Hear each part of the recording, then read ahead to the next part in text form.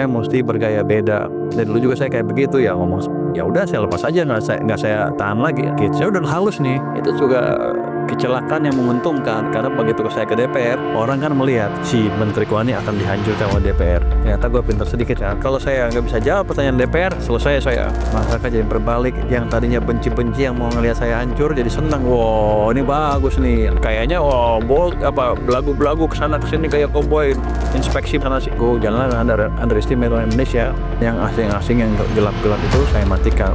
Tiap hari, setiap minggu ada penangkapan di pelabuhan, di jalan-jalan juga banyak yang ditangkap. Utamanya adalah menjaga pasar domestik. Saya pikir amat penting ya. Waktu saya ke Malaysia emang mereka punya 2 merek, Proton sama satu lagi apa? 2. Dan udah lumayan bagus, udah dari luar wah bagus juga. Indonesia kan gagal terus. Biasanya sebelum saya bertindak, saya lapor dulu dengan ke Presiden. Pak, abis itu saya nanti akan ke kementerian supaya anggaran jalan aja. Jadi saya nggak pernah melakukan hal yang belum pernah dilaporkan ke Presiden. Ini sebenarnya perintah dia. Dan saya tahu kan gaya dia seperti apa. Jadi saya udah minta izin ke Presiden kan, Pak, boleh nggak saya ke kementerian ini untuk memastikan mereka belanja dengan baik. Saya udah disuit. Jadi atas arahan Presiden saya jalan.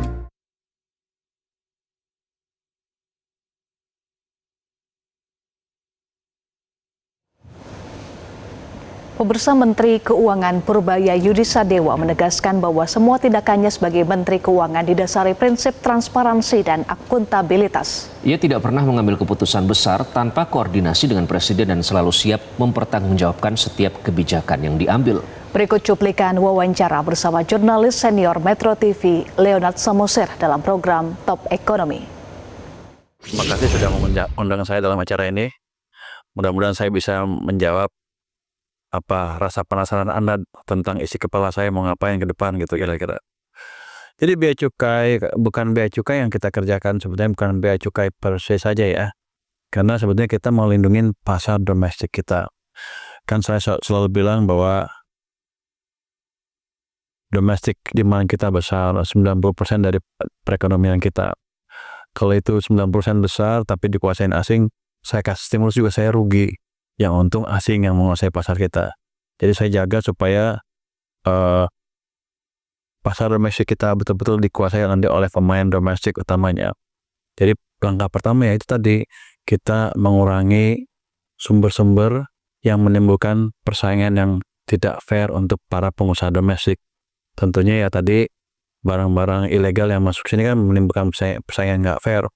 Apalagi yang baju-baju bekas udah di sana harganya mungkin mendekati 0 karena udah bekas, udah nggak dipakai lagi, dibuang ke sini ada harganya.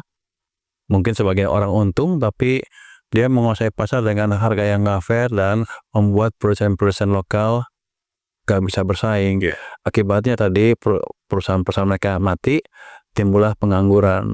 Jadi saya sebetulnya tujuan utamanya adalah menjaga pasar domestik supaya orang kita yang main, produsen kita yang bermain di situ dan menciptakan lapangan kerja sehingga orang-orang kita bisa bekerja dengan lebih baik, pendapatnya lebih tinggi dan bisa makin makmur lah mereka. Itu termasuk juga yang Anda lakukan Pak Menteri waktu melihat rokok ya, kan ada rokok ilegal itu soal cukai untuk negara ini. Itu seperti apa Pak temuannya Pak? Jadi utamanya tadi kan ada perdebatan cukai rokok dinaikin apa enggak.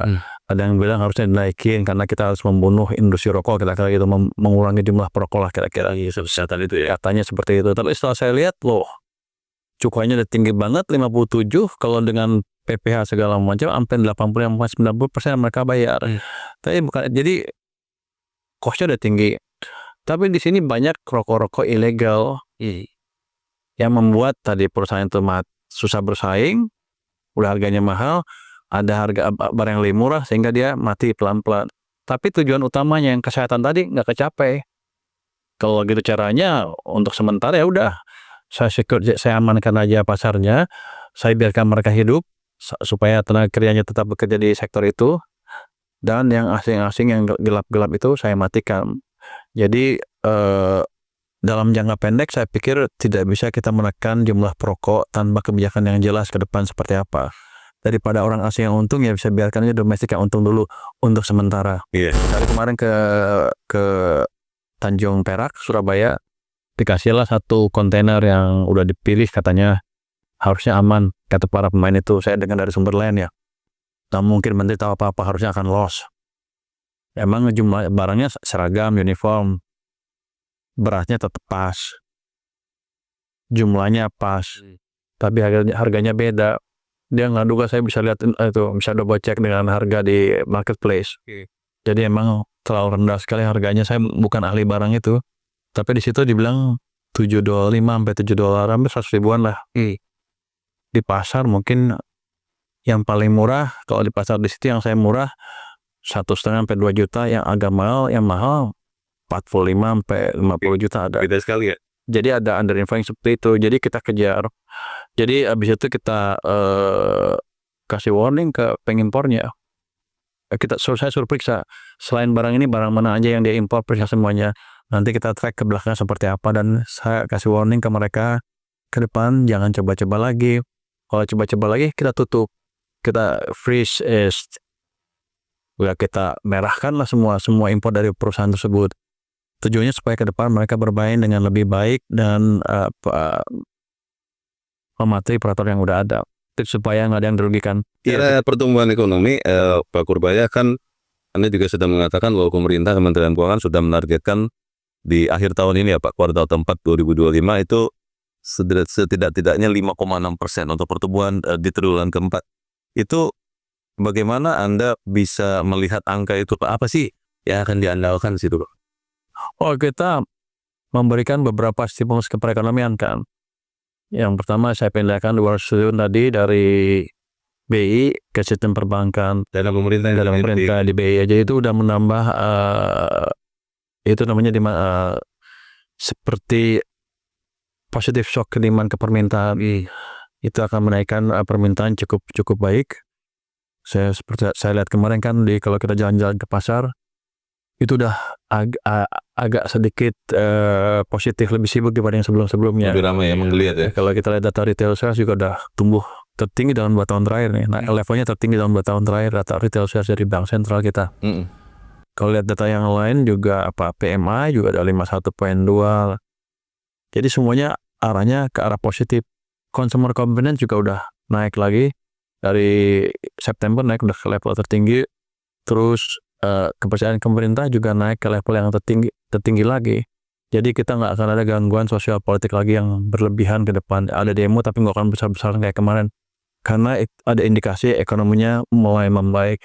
Biasanya kalau ekonomi masyarakat membaik, frekuensi demo juga turun dan severity tingkat kegawatan dari demo itu juga berkurang dengan signifikan. Dengan keadaan yang lebih tenang, harusnya kita bisa membangun dengan lebih baik lagi ke depan, termasuk sekarang ya. Kemarin saya rasakan juga 200 triliun, kayaknya masih kurang nih. Kita tambah lagi aja kalau gitu. Saya masukin lagi ke sistem berapa, 76 triliun lagi. Udah masuk? Sudah hari Jumat kemarin, nggak tahu.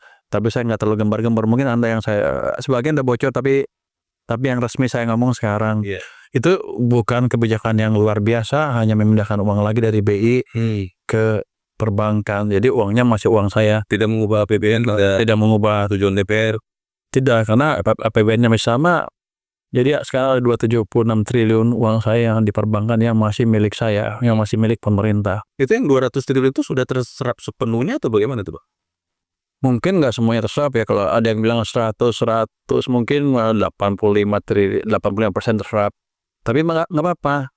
Selama uangnya di sistem, paling nggak dia udah menekan suku bunga perbankan ke bawah. Dan bank juga pasti walaupun dia ngaku pakai uang saya minjeminnya, pasti kalau di sistem kan udah nyampur, dia nggak bisa bedain. Tetap aja dia pakai uang itu. Jadi yang saya monitor adalah berapa supply uang di sistem. Cukup nggak untuk mendorong perekonomian. Untuk keadaan seperti sekarang cukup. Dan kalau masih kurang juga, pemerintah sudah memberikan BLT 300.000 untuk masyarakat di desia 1 sampai 4. 300.000 per bulan selama 3 bulan Oktober, November, Desember. Itu juga memberi stimulus tambahan ke perekonomian. Ada banyak lagi program-program Koperasi Desa Merah Putih. Ada juga itu udah mulai jalan tuh, harusnya ada memberi stimulus ke perekonomian tambahan kan. tambah lagi program-program yang lain, desa nelayan segala macam. Jadi ada banyak stimulus di perekonomian yang bisa mendorong ekonomi ke arah pertumbuhan lebih cepat. Perkiraan saya sih 5,6-5,7% di triwulan keempat tahun ini, sehingga membuat pertumbuhan ekonomi sepanjang tahun 2025 menjadi 5,2%. Bicara soal anggaran kali ini IKN ini Pak Menteri, kan Anda mengatakan akan melanjutkan anggaran 6,3 triliun ya di tahun 2026 untuk IKN, dan ini ada beberapa gedung yang dibangun, ada tahap 2-nya itu legislatif, yudikatif, lalu tempat tinggal MPR, DPR, MK, KY. 6,3 triliun itu cukup Pak? Saya lihat cukup untuk bagian pemerintahnya kan. Di bagian swastanya kan nanti ada pengembang swasta juga yang membangun perumahan di sana. Ya, paralel dengan itu. Jadi saya pikir cukup. Yang penting gini, ketika ada sinyal pemerintah masih akan meneruskan IKN ini, swasta jadi berani merealisasikan rencana investasi mereka. Gestur politik, Gestur ekonomi dan politik yang penting dari kita nggak ngerubah kan. Selama ini kita ikut presiden, kan presiden bilang akan meneruskan, ya kita ikut. Termasuk untuk jalan ini Pak, ini kan ada rencana tol IKN Balikpapan, ada pelabuhan, ada jalan-jalan, itu artinya nanti diharapkan kerjasama pemerintah dan badan usaha atau seperti apa? Detailnya saya nggak tahu detail, tapi yang jelas itu di luar 6,3 triliun rupiah tadi. Cuman rasanya sih akan dijalankan dengan skema-skema yang ada sekarang. Ketika programnya misalnya menguntungkan, ya pasti ada swasta yang masuk.